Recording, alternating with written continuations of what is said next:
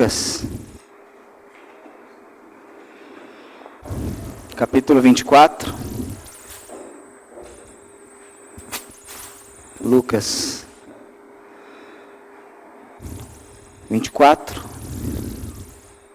versículos 4 ao 7. O tema de hoje é: Jesus está vivo, mas onde você o procura o ano inteiro? De fato, Cristo está vivo. Mas onde temos o procurado durante todo o ano? Em qual local temos procurado o Senhor? Lucas 24, 4 ao 7.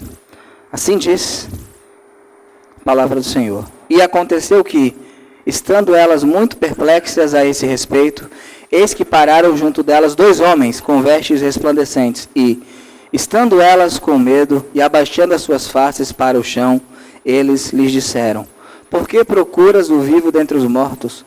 Ele não está aqui, mas ressuscitou. Lembrai-vos como ele vos falou, estando ainda na Galileia, dizendo: o Filho do Homem deve ser entregue nas mãos dos homens pecadores, e ser crucificado, e ao terceiro dia ressuscitar. E elas lembraram-se de suas palavras. E retornando do sepulcro, contaram todas essas coisas aos 11 e a todos os demais. Vamos orar.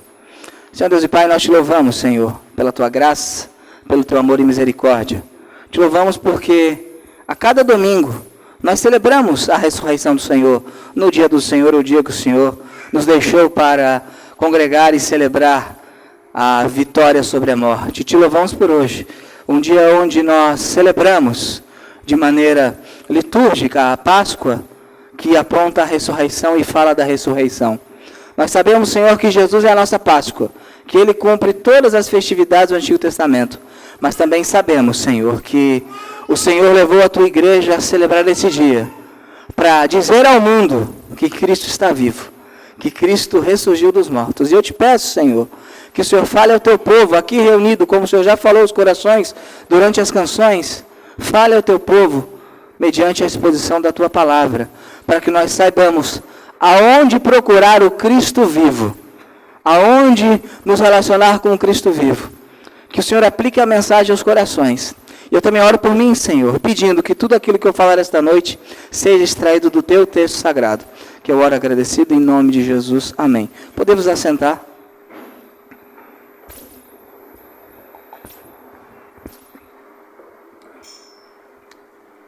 Jesus de fato está vivo, não somente hoje, mas sempre esteve vivo.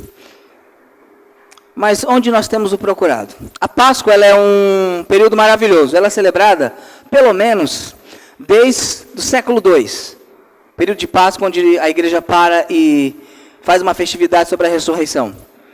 Aí no século IV, começou-se a fixar a data da Páscoa. Sempre a primeira lua cheia, no domingo seguinte, essa lua cheia, no equinócio da primavera do hemisfério norte. Então, por isso que a Páscoa varia de, às vezes é março, às vezes é abril. Se convencionou no século IV, a igreja se convencionou que nesta data seria celebrada a Páscoa. O fato é que, muito próximo dessa data, ou às vezes na própria data, Cristo ressurgiu dos mortos. É uma data que nós temos muita certeza, mais que o Natal até, que de fato Cristo venceu a morte nessa data. Só que embora a Páscoa comemore a ressurreição de Cristo, a ressurreição é fundamental para a nossa justificação. Vamos abrir ali em Romanos capítulo 4. Eu posso dizer que, pelo menos na minha opinião, a Páscoa é tão ou mais importante que o Natal, porque a ressurreição é fundamental para a minha salvação. A gente foca sempre na morte de Cristo. Cristo pagou os nossos pecados na morte dele, só que sem a ressurreição, a justiça de Deus não foi demonstrada, não foi demonstrado que de fato ele aceitou o sacrifício. E somos declarados justos, porque Cristo ressuscitou dos mortos. Ali, no versículo 25 de Romanos, capítulo 4, diz o seguinte: o qual, Jesus, foi entregue por nossas ofensas e ressuscitou para o quê? Para a nossa justificação. Então, a base da justificação não são as nossas boas obras, não é a nossa piedade, as nossas orações, o batismo, a ceia. A base da nossa justificação, a aceitação, a declaração que Deus faz, que nós somos justos pelos méritos de Cristo, está onde? Na sua ressurreição. Quando Cristo, ele ressurge dos mortos, o Pai está dizendo o seguinte: eu aceitei o sacrifício foi aceito. Agora as pessoas podem ser declaradas justas por mim, por causa da ressurreição de Cristo. Então a ressurreição é fundamental. Paulo vai falar o seguinte: se Cristo não ressuscitou dos mortos, a nossa fé é o quê? É vã. E somos os mais, o quê? Miseráveis de todos os homens. A nossa religião, a nossa fé tem algo muito especial. E qual é algo especial? Nós podemos ser considerados mentirosos ou verdadeiros. Uma afirmação simples: se de fato Cristo ressuscitou dos mortos, todas as outras religiões estão erradas. Agora, se ele não ressuscitou, nós somos os miseráveis. Não há meio termo. Se de fato Cristo é quem ele diz que é, e ele é quem ele diz que é, de fato então Cristo ressurgiu dos mortos, o túmulo está vazio e ele está vivo. E por isso nós podemos ser justificados. Agora, tudo isso vocês sabem. Como diz John Wesley, não é a questão se de fato Cristo morreu pelos pecados do mundo, é se ele morreu pelos seus pecados. Não é se de fato se Cristo é o Salvador dos homens, ele é o seu Salvador. A ressurreição de Cristo lhe justificou. Eu sei que ela justifica, eu sei que ele ressuscitou dos mortos, só que isso tem impacto na sua vida? Essa é a grande questão. E eu entendo que boa parte da cristandade, se não quase a sua absoluta maioria, daqueles que professam cristãos no Ocidente, eles sabem que de fato Cristo ressuscitou dos mortos como uma ideia, como um fato histórico, mas eles procuram o ano inteiro Jesus no lugar errado. Isso é terrível. Jesus está vivo. Agora, aonde nós temos o procurado? Primeiro, não devemos procurar ele, não devemos procurá-lo entre os mortos. Segundo, devemos procurá-lo em sua missão. E terceiro, devemos lembrar-se de suas palavras. Você quer achar o Cristo vivo? O Jesus ressurreto que eu não posso dar? Que uma religião não pode dar? Que cerimônias não podem dar? Que um feriado não pode dar? Então, não procure ele entre os mortos. Procure ele em sua missão, na missão dele, e procure lembrar-se de suas palavras. E assim vamos encontrar o Cristo vivo. Primeiro ponto, primeira verdade. Não procurar Jesus entre os mortos. Ali no verso 3 em diante, 3, 4, 5, vai demonstrar algo interessante. E elas, entrando, não acharam o corpo do Senhor Jesus. E aconteceu que, estando elas muito perplexas a esse respeito, eis que pararam junto delas 2 homens, com vestes resplandecentes. E estando elas com o mesmo, e abaixando as suas faces para o chão, eles lhes disseram: por que procuras o vivo dentre os mortos? Não devemos procurar Jesus com os mortos. Aqui tem algumas coisas importantes para a gente entender sobre isso. Primeiro, ele não está onde? No túmulo. Ele não está morto. Maomé está no túmulo. Kardec está no túmulo. Buda está no túmulo. Qualquer guru novo da semana está no túmulo. Nós não podemos comparar Cristo com nenhum outro líder religioso. Nós não podemos equiparar. Eu sou cristão, mas existe o budista, existe o espírita, existe o muçulmano. Não podemos fazer isso, porque Cristo não está no túmulo, os outros estão no túmulo. Nós não podemos comparar Cristo, equiparar Cristo com mortos. Não podemos procurar Cristo dentre os mortos, porque ele não está lá. Essa é uma singularidade, algo que nos dá total diferença. Existe um local onde as pessoas visitam o túmulo de Maomé, porque ele está morto. Há um local onde as pessoas visitam o túmulo de Chico Xavier, por quê? Porque ele está morto. Supostamente o local em que Pedro e Paulo foram enterrados em Roma, mas eles estão lá porque estão mortos. Cristo não pode ser equiparado com nada e nem ninguém. A Páscoa é um anúncio muito exclusivista do cristianismo. É um anúncio quase que arrogante do cristianismo. Dizendo o seguinte: nós comemoramos um fato que ninguém pode comemorar, que é a ressurreição. Pode dizer, mas tal pessoa viu anjos, tal pessoa falou com Deus, tal pessoa chegou ao nirvana. E onde é que essa pessoa está? Está onde? Eu posso visitar o túmulo dela? Então eu não quero, obrigado. Eu quero alguém que eu visite o túmulo e eu não veja ele lá. Porque qual é o principal inimigo do ser humano? É a morte. E alguém venceu a morte. Então nós não podemos procurar Jesus com os outros. Nós não podemos equiparar Jesus com os outros. Nós não temos mais uma religião. Nós adoramos o Deus encarnado. o mistério do Deus encarnado. É isso que adoramos. Nós não propagamos mais uma religião. Isso os mortos fazem. Nós propagamos o Deus encarnado. Então, não procure Jesus entre os mortos. É interessante, é natural que elas venham fazer isso. Jesus morreu, elas foram aonde encontrar Jesus? No túmulo. É o que eu faria. Normal.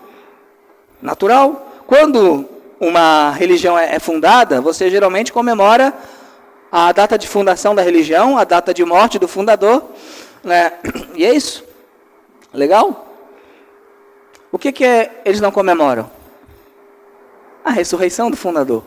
Isso é interessante, já pararam para pensar nisso? Quando você vai na igreja dominicalmente, e só um lembrete, o dia do Senhor é o dia que a gente relembra semanalmente esse fato. Né? Semanalmente esse fato. Só uma coisa muito grandiosa mudaria do sábado para o domingo. Uma coisa maior que a própria criação. E o que foi maior do que a própria criação? A ressurreição. Quando você vai comungar com o povo de Deus, lembre-se disso. Eu estou indo adorar aquele que não está morto. Nós não podemos procurar Jesus entre os mortos. Agora, não procure Jesus com os olhos da carne. O verso 3 aqui, e o verso 5. E elas entrando, não acharam o corpo do Senhor. Elas entraram aonde? No sepulcro, no túmulo. E elas olharam o túmulo e o que elas não viram? O corpo. Elas estavam procurando Jesus com que olhar? Olhar natural, olhar de um homem, olhar de uma mulher. O verso 5 vai dizer o seguinte: estando elas com medo e abaixando as suas faces para o chão, eles, os anjos, lhes disseram: por que procurais o vivo dentre os mortos? Nós não podemos procurar e nem achar Jesus com os olhos carnais, com os olhos não regenerados, com os olhos desse mundo. Ali em 2 Coríntios capítulo 5, verso 16, segunda epístola de Paulo aos Coríntios,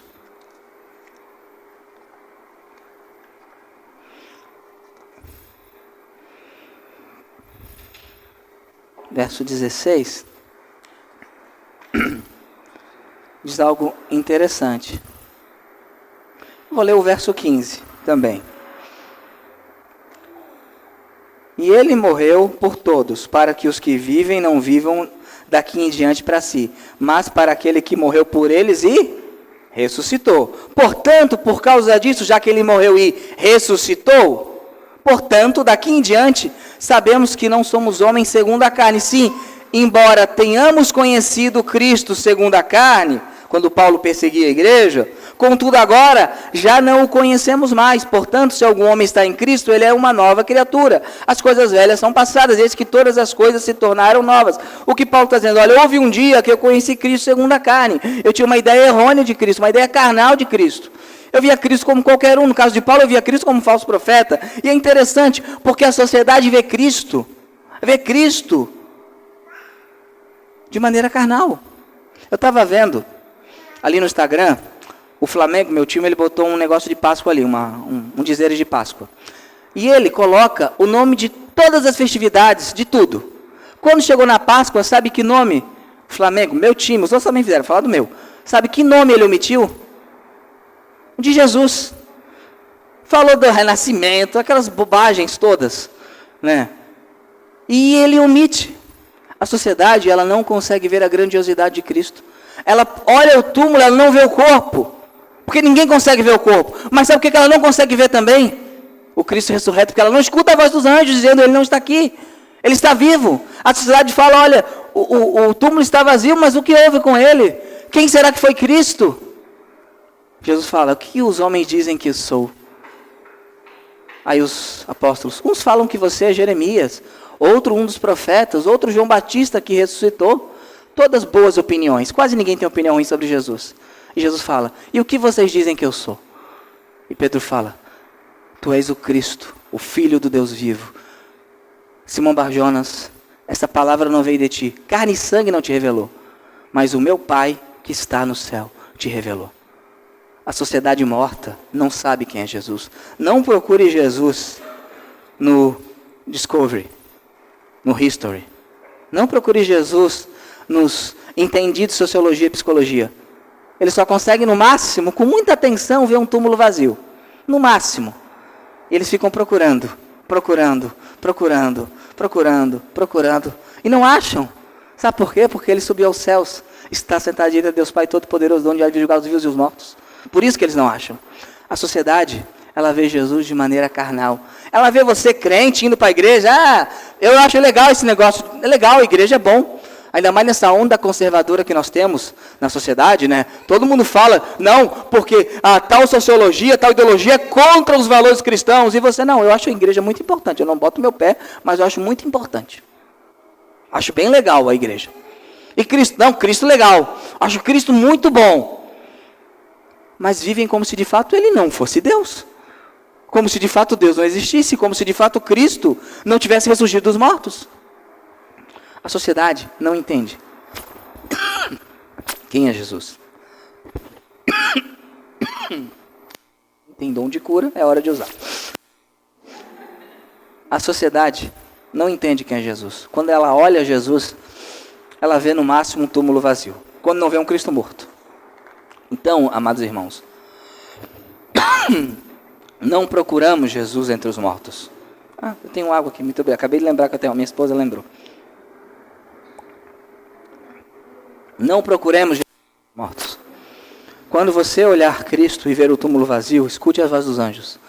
Por que procuras o vivo dentre os mortos? Agora, onde devemos procurar o Senhor? Se não é dentre os mortos, se não é de maneira carnal, procuremos o Senhor em sua missão, versos 6 e 7. E ele não está aqui, mas ressuscitou. Lembrai-vos como ele vos falou, estando ainda na Galileia, dizendo: o Filho do Homem deve ser entregue nas mãos dos homens pecadores, e ser crucificado, e ao terceiro dia ressuscitar. Primeiro, você não encontrará Cristo numa missão de mortos. O que diz o texto? E ao terceiro dia ressuscitará. Ele também fala, lembrai-vos como ele vos falou, estando ainda na Galileia. Ele morre, mas ele ressuscita. É interessante que quando você vai procurar a missão de Cristo, quem você encontra? Cristo, ele veio para falar do amor. Por isso as pessoas mataram Jesus, porque ele falou do amor. Quem é que mata alguém porque fala do amor? Você está falando muito do amor, vou lhe matar. Alguém faz isso? Não faz o menor sentido. A Cristo veio. Eu vi uma postagem no Floripa Mil Grau. Achei muito ruim. Né? Hoje eu estou detonando todo mundo no Instagram. Meu Deus, Jesus não veio para ser punido por você na cruz. Ele veio para te ajudar a suportar a cruz. Jesus agora é Simão Sirineu? O mundo, ele vai te dar outra missão. Jesus veio para colocar paz no mundo. Ele veio, Jesus, para que seus sonhos se realizem. Ele veio para que você atinja o seu potencial. Jesus veio para isso. O mundo não sabe onde está a missão de Cristo. Ele não faz ideia da missão de Cristo. E não é porque a gente não prega, é porque eles não querem saber da missão de Cristo. Então, nessa Páscoa, não escute a voz do mundo sobre o que Cristo veio fazer. Eles não sabem absolutamente nada. Eles falam de renascimento. Uma vez eu ouvi, ao renascimento de Jesus. Que renascimento? É ressurreição, nem o nome certo sabem dar. É uma grande acumulação de bobagens o que a gente escuta. Porque o mundo não entende a missão de Cristo. Não encontra a missão de Cristo no mundo. Eles não sabem. Eles não sabem. Eu vou usar uma frase que eles amam. Eles não têm lugar de fala. Não é o lugar de fala deles. Eles não têm lugar de fala. Agora, a missão de Cristo é ser dado pelo Pai. E quem proclama isso é a igreja. A igreja tem autoridade para proclamar isso. Qual é a missão de Cristo? Onde eu encontro Cristo? Na missão dele. Qual é a missão dele? É ser dado pelo Pai. O verso 7. O Filho do Homem deve ser entregue. Então alguém dá, correto? O Filho do Homem deve ser entregue nas mãos dos homens pecadores e crucificado e ao terceiro dia ressuscitar. Quem acha que Jesus Cristo foi um coitadinho que foi para a cruz, está muito enganado. Ele foi entregue e ele se entregou voluntariamente. Agora, quem entregou a Jesus? Vamos abrir em Atos 2, 23. Cristo, a missão de Cristo é ser dado pelo Pai. Cristo é dado por Deus o Pai. Porque Deus amou o mundo de tal maneira que deu o seu Filho unigênito. Atos 2, 23. Diz o seguinte. Fala que Jesus Cristo foi homem aprovado por Deus, Deus fez milagres por meio dele. E o verso 23 fala o seguinte: a este entregado pelo determinado conselho e presciência de Deus, tomando-vos pelas mãos perversas, o crucificastes e o matastes, a quem Deus levantou, tendo soltado as dores da morte, porque não era possível que ele fosse retido por ela. Pelo determinado conselho e presciência de Deus. O que isso quer dizer? Que Deus determinou a morte de Cristo e ele sabia o melhor momento para que seu plano fosse levado a cabo em sua presciência. Ele sabia exatamente o que aconteceria. Então, há um decreto que Cristo devia morrer. Cristo deveria morrer pelos pecadores. E Deus, em sua presença, sabia o que os pecadores fariam. Não foi pego de surpresa. A missão de Cristo foi ter sido dado pelo Pai como resgate. Para pagar um resgate para mim e para você. Ali em 1 Coríntios 15, 1 ao 4. Não há Páscoa sem essa notícia. Não há Páscoa sem esse anúncio. O que existe é uma festividade pagã, vazia de significado. 1 Coríntios 15, verso 1 ao 4. O Pai entregou Jesus. A Páscoa é um anúncio muito interessante. É o anúncio que um Deus Santo matou um inocente para salvar pecadores. Deus é santo? Jesus é inocente? Foi morto pelo Pai para salvar pecadores? Somos pecadores? Isso é uma baita de uma loucura. Mas esse é o Evangelho. O Evangelho é loucura. Pessoal, o Evangelho é loucura, então eu vou começar a girar aqui. Olha a loucura. Isso é loucura mesmo. Isso é só loucura. A loucura é o anúncio do Evangelho. Que um Deus Santo planejou o assassinato de um inocente para salvar pecadores. A Páscoa é o anúncio disso. Só que esse homem que morreu no lugar dos pecadores não pecou. O salário do pecado é o quê? Ela não podia matar ele. Origenes vai falar, que o pai da igreja, que ela foi pega na sua própria esperteza, porque ao momento que ela mata aquele que não podia morrer, ela pede aqueles que deveriam morrer. Ela foi pega, foi uma grande armadilha para a morte. Porque a morte tem que me matar. Eu devo morrer. Mas ele não. Quando ela mata ele, ela perde direito sobre mim. Maravilhoso isso. Deus é muito inteligente. 1 Coríntios 15. Além disso, irmãos, eu vos declaro o evangelho que vos tenho pregado, a qual também recebeste, e no qual também estás firmes, pelo qual também sois salvos. Aqui tem um condicional. Se o guardares na memória o que vos preguei, se não crestes em vão. Porque eu vos entreguei primeiramente o que também recebi. Que Cristo morreu por nossos pecados de acordo com as Escrituras, e que foi sepultado, e que ele ressuscitou ao terceiro dia de acordo com as Escrituras, e que foi visto por Cefas e então pelos 12. Aqui o antigo credo aramaico, porque a gente entende isso? Pela forma de construção e porque não está escrito Pedro, está escrito o quê? Cefas. Então aqui é o antigo credo aramaico que a igreja cantava e falava, que foi incorporado no texto bíblico por meio do apóstolo Paulo. E esse credo já dizia o seguinte, que o evangelho é esse: Cristo morreu pelo seu pecado, porque você pecou, eu pequei, nós quebramos a lei de Deus e nós merecemos a punição. A Páscoa está dizendo isso. Aí ele ressuscitou assim. Por que ele ressuscitou? Porque ele morreu. Por que ele morreu? Por isso. Só que ele foi sepultado, que é o anúncio visível que de fato ele está morto. Você sepulta quem está morto. Mas, ao terceiro dia o que houve? Ressuscitou. Essa é a missão de Cristo. Só que a missão de Cristo, ela não é só uma missão de ressurreição. Maravilha. Ela é uma missão vitoriosa. Cristo não é um coitadinho. Jesus foi morto pela maldade dos homens. Também, obviamente que foi. É óbvio que os homens maus, as pessoas más, o ser humano é ruim. Ele planejou. A pessoa fala, se Deus viesse aqui nos explicar, sabe o que aconteceria? A gente crucificaria ele. Porque já aconteceu. Claro que Cristo, ele foi morto como instrumento, as pessoas más foram instrumentos para a morte de Cristo, é óbvio. Só que a missão de Cristo é vitoriosa. O verso 7, ele não é um coitadinho. Ele vai terminar com o quê? E ao terceiro dia, ressuscitar. Você sabe como Cristo foi recebido no céu, na sua ascensão? Você sabe como é que ele foi recebido no céu? Alguém já parou para pensar? A Bíblia fala isso. Jesus morreu numa sexta-feira.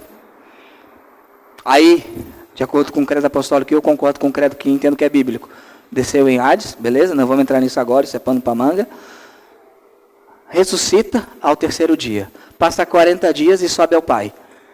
E recebe uma festa. Ali em Salmo 24.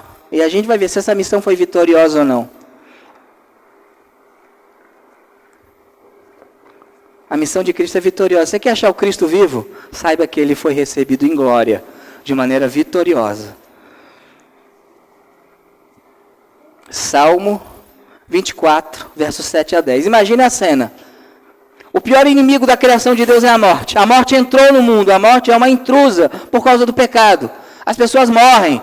Ninguém ressuscita, nenhum homem ressuscita. É da natureza humana, caída, morrer. Só que vem alguém que não tem uma natureza caída, que não pecou. E ele morreu, e ele ressuscita. E ele, após ressuscitar, fica 40 dias com seus discípulos.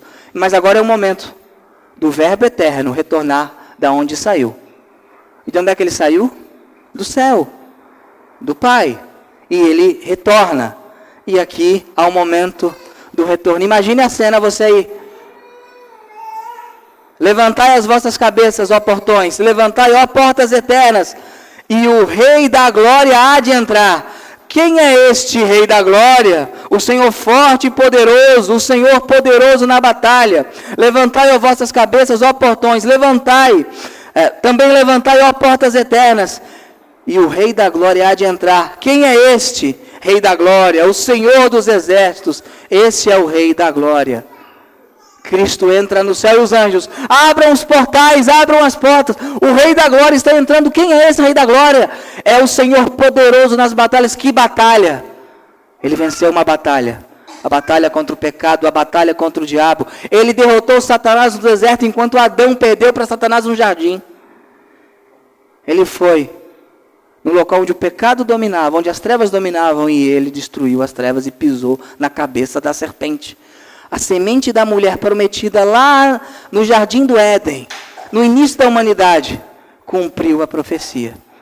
Aí o que os anjos fazem quando ele entra? Levantai, ó portas, a reverência, a glorificação, a música, a canto, a adoração. Você acha que esse Deus vai esperar menos de pecadores como nós? Você acha que esse Deus vai esperar menos de homens e mulheres como nós? Tenho um bom coração, eu até gosto de Jesus, mas eu não vou ver a minha vida para Ele. O céu parou. O céu parou para Ele entrar. O céu parou para Ele entrar. Que a gente possa entender isso. A missão de Cristo foi vitoriosa. Sim, Ele foi recebido com aplausos no céu. Cena maravilhosa, que eu espero que um dia a Deus me faça ver com um gravador celestial que talvez Ele tenha lá. Né? Mas haverá outra cena muito parecida, quando o noivo casar com sua noiva. Quando houver as bodas do Cordeiro. O céu também vai celebrar. A missão de Cristo foi vitoriosa. Então devemos lembrar, não devemos procurar Ele dentre os mortos. Devemos procurar Cristo em sua missão. Missão maravilhosa, vitoriosa. A pessoa ainda acha que tem uma guerra de iguais entre Satanás e Jesus. Pelo amor de Deus. Satanás é um carrapato tentando mover o Everest. É isso que ele é. Contra Jesus, contra mim, faz um estrago. Mas contra Jesus, será que o islamismo vai destruir o cristianismo? Vai não, nada no mundo. E a terceira verdade do texto, devemos lembrar de suas palavras. Boa parte da nossa falta de compreensão do que é a ressurreição de Cristo, do como isso é grandioso, e da Páscoa e de tudo mais, é porque nós não lembramos as palavras do Senhor. Nós não meditamos no que Ele disse. Voltando para o texto de Lucas 24. Lucas 24, verso 8. O anjo falou o seguinte: olha, ele não está aqui não, ele ressuscitou. O anjo manezinho não está aqui, ressuscitou. Ele ressuscitou, está vivo. Porque ele ia ressuscitar o terceiro dia. Ele disse que ressuscitaria o terceiro dia. Como a gente é incrédulo, né? Ele falou, olha, eu vou ser morto, vou ser entregue nas mãos dos pecadores, e ao terceiro dia eu vou ressuscitar. As pessoas vão no túmulo ao terceiro dia, o túmulo está vazio. Por que elas imaginam que ele está morto?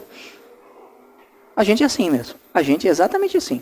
Mas o verso 8 diz o seguinte: isso foi suficiente. Note que elas não viram ainda ele ressurreto. Elas escutaram o que os anjos falaram. E o que ocorreu quando os anjos falaram? E elas lembraram-se de suas palavras. E retornando do sepulcro, contaram todas essas coisas aos 11 e todos os demais. Aqui algo interessante. Devemos nos voltar às Escrituras. Você quer entender a grandiosidade da ressurreição de Cristo da Páscoa? Você vai para onde? Para as Escrituras, para as palavras do Senhor. E lembraram-se das suas palavras. Elas não se lembraram de algo que elas viram, de uma árvore. Elas lembraram das palavras de Jesus. Ele disse que ele ressuscitaria. Devemos nos voltar às Escrituras. Ali em João 16, vamos abrir. João 16, 12 e 13.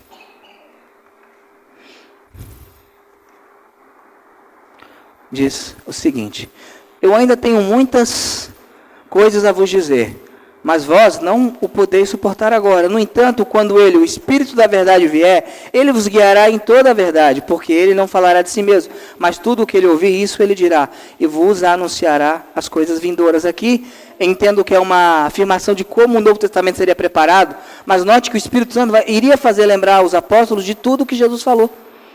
E ele nos faz lembrar sobre as verdades do Senhor. Mas para que a gente lembre, a gente tem que primeiro o quê? Saber. Ele não vai fazer você lembrar de algo que você não sabe. Então é necessário um estudo diligente das Escrituras. Você quer sempre ter uma Páscoa e dominicalmente um domingo, que você relembre que o Senhor ressuscitou dos mortos, você tem que se voltar para onde? Para as Escrituras.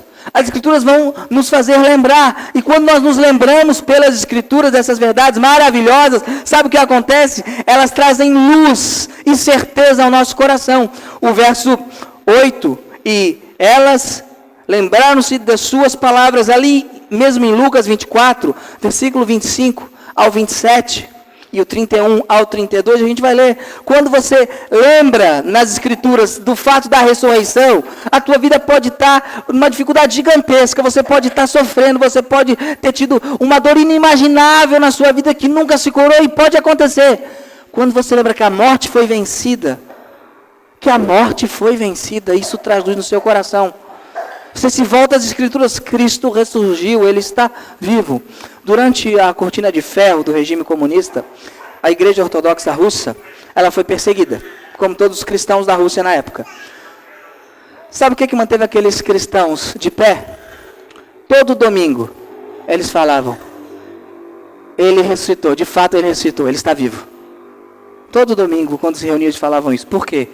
Debaixo de perseguição, você perdendo seus bens, você podendo ser morto pela KGB, morto pelo cortina de ferro.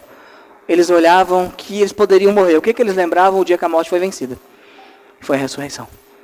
E é isso que nós devemos fazer. Ir para as Escrituras. Lucas 24, 25, diz o seguinte, né? Aqui, aqueles irmãos no caminho de Emaús encontram Jesus. Jesus fala: o que está acontecendo? Aí eles estão meio grossos. És tu estrangeiro que não sabe nada do que ocorreu aqui? Estão meio irritados, possivelmente. 3 anos seguindo Jesus morreu. Né? Ele até falou: algumas mulheres falaram que ele ressuscitou, mas a gente não sabe muito bem, porque o testemunho da mulher não era muito bem aceito na época. Aí Jesus fala para eles no verso 25: então ele lhes disse: ó tolos e tardos de coração para creres em tudo o que os profetas falaram. Não convinha que o Cristo sofresse essas coisas e entrasse na sua glória?